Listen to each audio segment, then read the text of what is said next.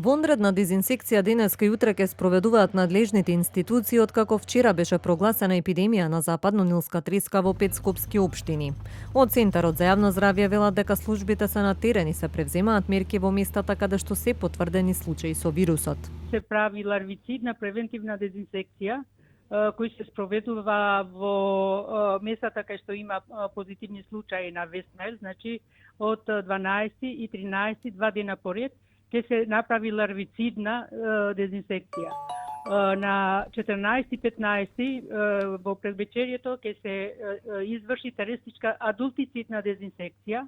Во исто така таа се спроведува и во периодот од мај до септември, но пошто сега имаме пријавена епидемија, тоа се прави вонредно. Прогласувањето на епидемија според епидемиолозите е поради тоа што во споредба со претходните сезони годинава бројката на откриени случаи е значително повисока, а бројката на заразени со тешка форма укажува на интензивно ширење на вирусот во подрачјата на југоисточниот дел од Скопје. Дополнително прогласувањето епидемија ќе значи и подобра координираност и реакција на здравствениот систем.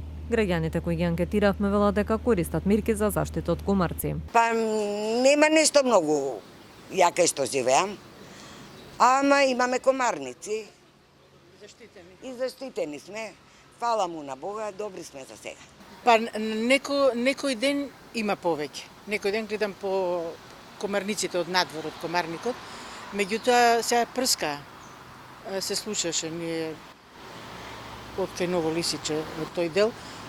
Многу прска, ви велам, некој ден воопшто немаше комарци, а некој ден многу малку. Многу малку, за разлика од порано. Минатата година многу имаше. Имам комарници, не отварам ништо и до сега немам проблем. Од Центарот за јавно здравје Скопје апелираат на внимателност и препорачуваат да се отстранат сите предмети каде може да стои застоена вода, да се користат спреови, особено во периодот на самрак и зори, да се постават мрежи на прозорците и вратите и да се носи облека со долги ракави и ногавици во периодите кога комарците се најактивни.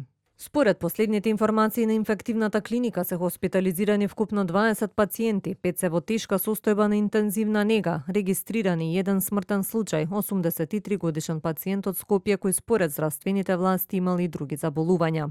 Западно-нилската треска годинава е регистрирана во поголем број и во Грција, каде само во изминатава седмица биле потврдени 45 нови случаи, со што од почетокот на летото досега се потврдени 110 заразени, а зголемен број на случаи бележи Италија, каде се потврдени над 200, а 7 лица починале.